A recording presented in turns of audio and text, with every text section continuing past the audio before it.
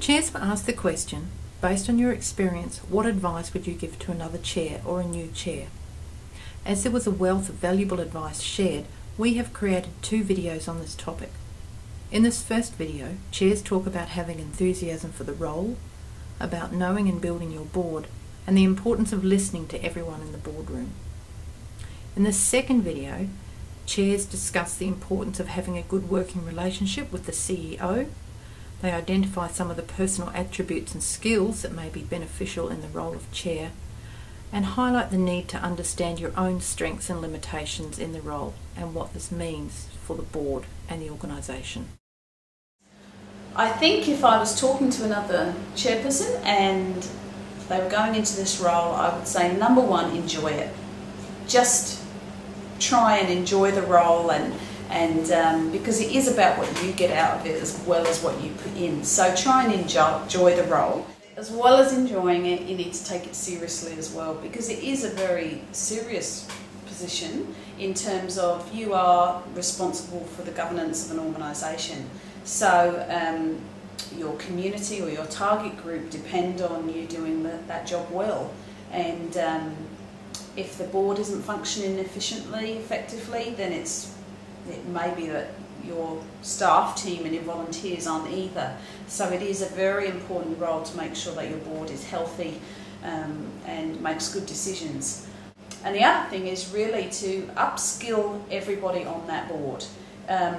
You don't have to have people that know everything come onto the board, but once they're on the board, they should feel that they're being supported and trained and are gaining the skills necessary to do their role. So there are so many resources out there. There's so much training that you can do with people.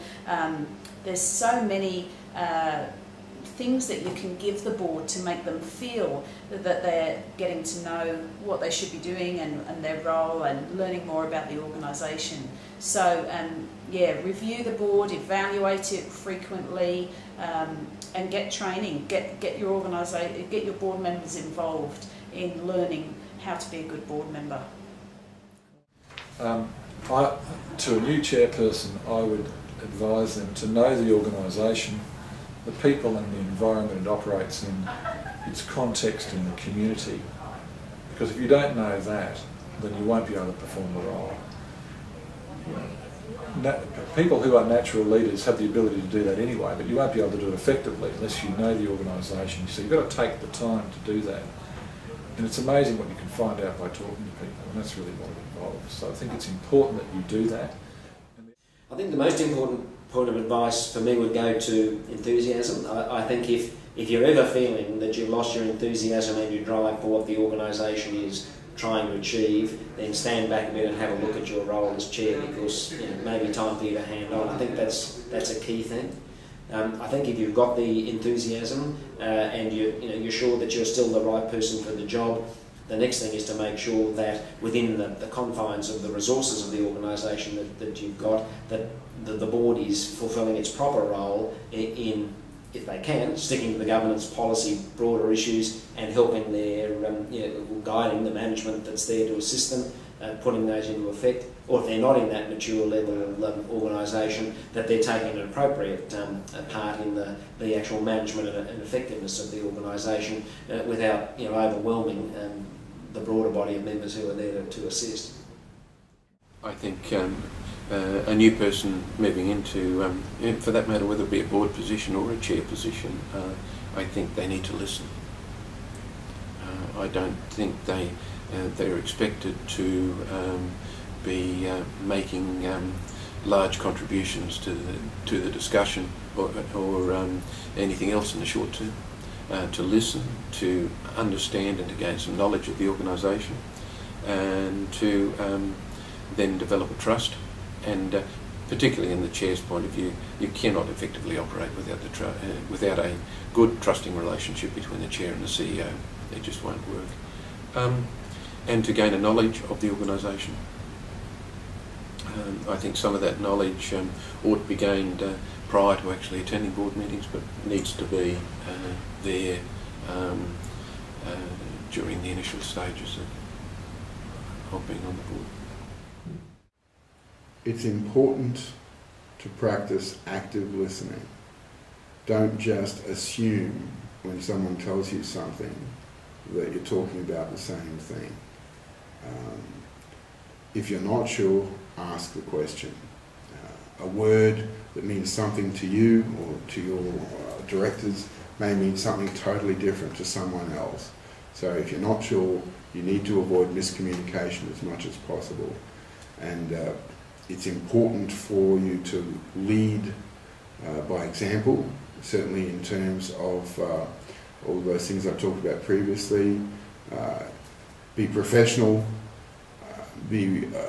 when I say well educated, I don't necessarily mean in the formal sense of the word, but certainly in terms of your organisation, its needs, where it fits into the scheme of things, and the sector in general.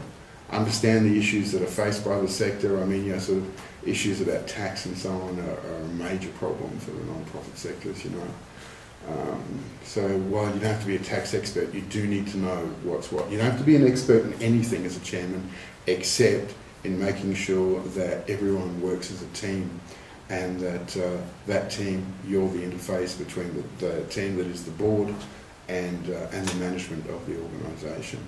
And if you succeed at that, and you succeed at making sure that everyone is heard, so you have good meetings, you'll have a cohesive and functioning board, and the board will be able to do the best it can by the organisation and its stakeholders.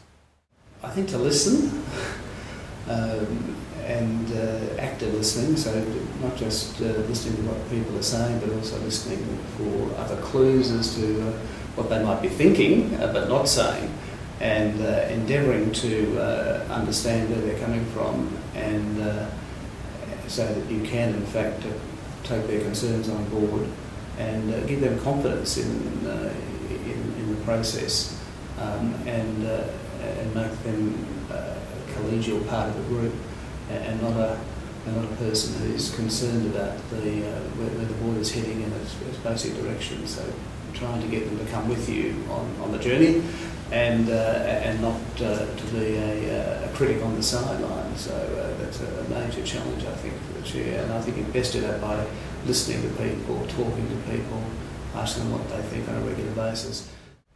I think study up on governance. Read a few good books and make sure you really understand what it is you're actually doing. It's very simple, but that's the first thing that really comes to my mind is develop a love for governance as a discipline worthy of your time and effort. Avail yourself of what's out there. There's lots out there to help people who want to be involved in community organisations like this, and often people are held back by ignorance that isn't really necessary. As you have heard, the chairs emphasise the importance of supporting the board to be the best team possible. Good people skills, active listening skills and enthusiasm seem to play an important part in building good relationships, both inside and outside the boardroom. What the chairs are referring to could also be described as building a positive culture and climate in the boardroom, one of mutual support and respect. Another key piece of advice was to get to know your organisation, its context and where it is going, if you want to lead it effectively.